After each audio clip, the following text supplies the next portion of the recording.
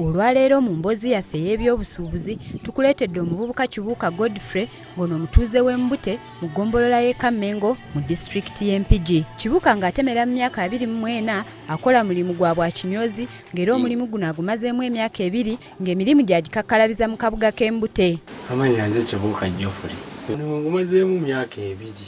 Okwawukanako n'abavubuka abalala abanyooma emirimu, Kibuuka yasalawo okukola omulimu ogw'obwakinyozi nga yamala kwegomba mukwano gwe yamusalanga enviiri, olwo naye n'atandikawo saluuni ye era nga yatandika n'emitwalo 2 kwe yagula ebikozesebwa, olwo n'atandika okukwaza emirimu.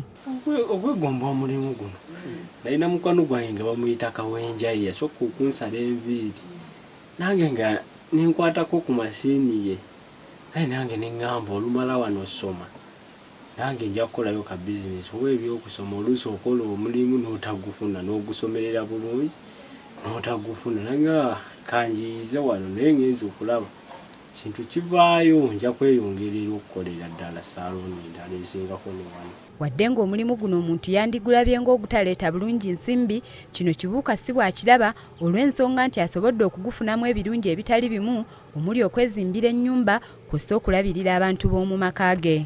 Ebirungi bye mufunyemu bingi kuba nzimbyemu ennyumba, nfuna ne ku ssente mu nsawo sibeererawo nga sirinaamu wadde mbeeramu ne ssente zange. Era kati sejjusa nti oba lwaki. Kirala kyagamba kyeyenyumiriza mu mulimu guno kwe kuba nti ye yennyini yeesasula, nga kino kimuyamba okumanya butya bw'alina okusaasaanya ensimbi z'afunye ng'asasula emisoso gyonna egimwetaagisa. Ekimpa essanyu kubanga funa ssente yange nga tebantooleddeeko butoolezi kunsasula, nze yeesasula, nze yeegerera emisolo gye nnyenda osasula n'erenti yonna nze amwekwatira ne muwaayo nga teri wadde amumpadde.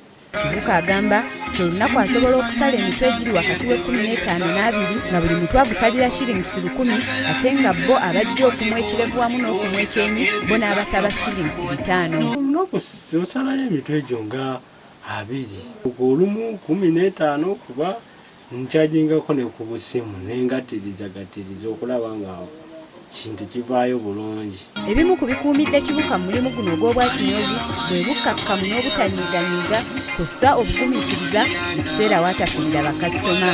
Naye nga kale tewali nnyo buzibu nnyo bakasitoma kuba olina tteesa nabo olina sirika busirisi ne bwakuvuma kw'osikawo busesi n'omwenya n'omukolako oluusi n'asiima biri n'obijja n'abijja nawo n'agamba nabadde nsaaga.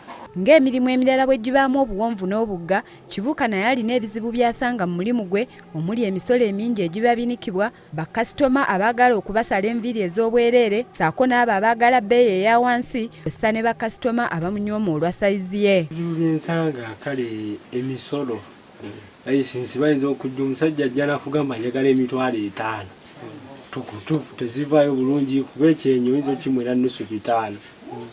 Enviiri zennyini 1000 ne bakasitoma kale engeri gye bali ekyalo bajja mu sizoni oluusi yakusoma n'ofuna abaana abaddayo okusoma oba naku nkulu Krisimansi. Ebimu ku birooto by'alina mwe muli okukola saluuni ennene ku kibuga esingako obunene kw'eno wakolera ate nga n'eno tagirekeredde. Njagala nfune kale ekibuga ekisingako wano nga kikola bulungi. Sobola njagala gendako mu tawuni ennenenene esingako wano.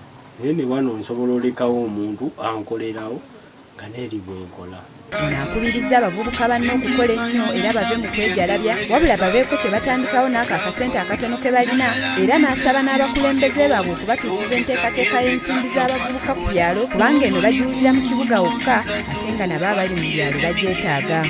Abavubuka bakubiriza okuyiiyayiiya okukolayo obubizinensi kale ne weba ya capati saluuni obwesobola okwetandikirawo emitwalo nga 2 kuba gisobola okutandikawo bizinensi. Gavumenti kuba mpulira ssente zibagaba eyo mu bibuga naye mu kyalo tetuzirabangako naye nga batugamba zijja. Nsaba abakulembeze b'e mu byalo naffe batuggyireyo ku ssente batuwengako tusobole okwekulaakulanya. Kibuuka era asiimye nnyo KSTV olw'okubalowoozaako bo ng'abali mu byalo ne bawa omwaganyi okwogera ku nsonga zaabwe era n'asaba abagikulira okwongera okubawa omukisa okwogera ku ebyo ebibaluma. Nebaza KSTV okubanga etulowoozezzaako ffe ab'omu kyalo etatulekerera nejja ne twogera ebituluma nga ekyalo. Nsaba KSTV etukolereyo pulogulaamu etufisizeyo kale akadde oba ejje ng'etulambulako eno mu byalo. Eggulire lino likusakiddwa Kizza Peter ku lwa KSTV agaleero.